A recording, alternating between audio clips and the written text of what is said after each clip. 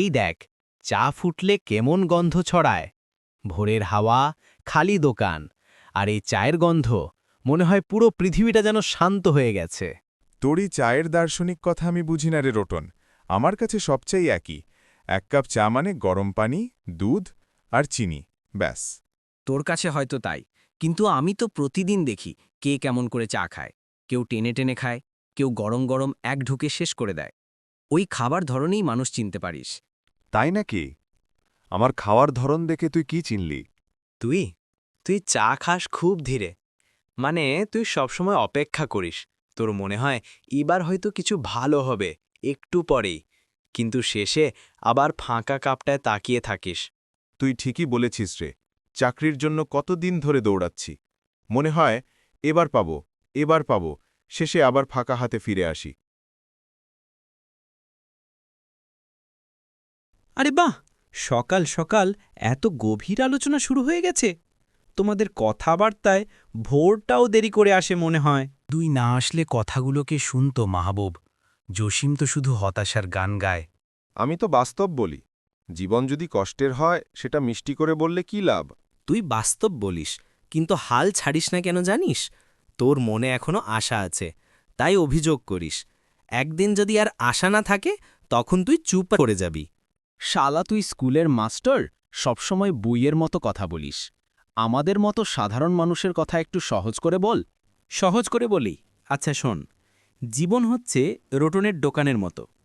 প্রতিদিন একই হাঁড়ি চা ফোটে, কিন্তু প্রতিদিনই কেউ না কেউ নতুন মানুষ আসে চা খেতে।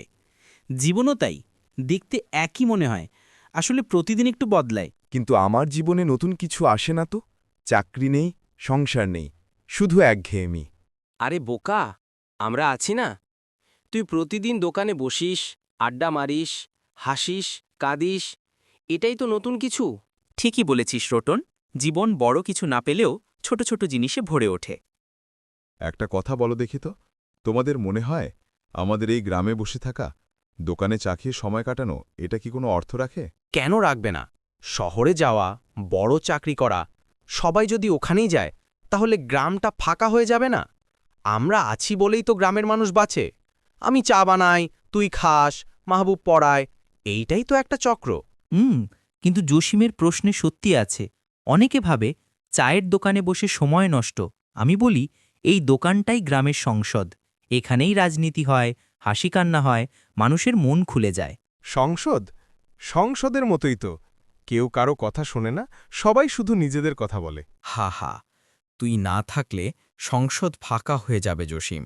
তুই অভিযোগ করিস বলেই আমরা উত্তর খুঁজি। সত্যি কথা, তোর অভিযোগেই আলোচনার শুরু হয়। হয়তো, কিন্তু অভিযোগে কি পেট ভরে? পেট ভরে না, কিন্তু মন ভরে। মন ভরলেই পেটের কষ্ট কিছুটা কমে যায়। জানিস রোটন, আমি মাঝে মাঝে ভাবি, তুই যদি না থাকতে, তাহলে গ্রামের মানুষ কোথায় বসে মন খুলত? দোকান না থাকলে তারা অন্য কোথাও বসত। না রে, তোর দোকানটা আলাদা। এখানে শুধু চা বিক্রি হয় না, এখানে কথা বিক্রি হয়। কথা বিক্রি করি, আবার কিনিও। তোদের কথাই তো আমার দোকানের আসল সম্পদ। একদিন হয়তো আমরা থাকব না, হয়তো এই দোকানও থাকবে না। তখন কি হবে?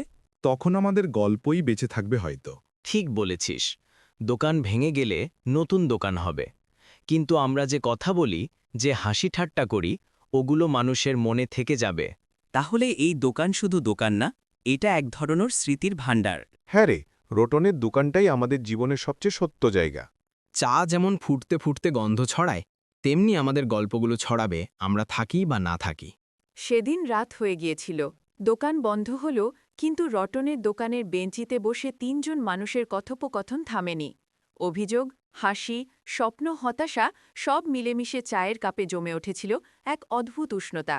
রটনের দোকান তাই কেবল চায়ের দোকান নয়, ওটাই ছিল জীবনের ছোট্ট আশ্রয়।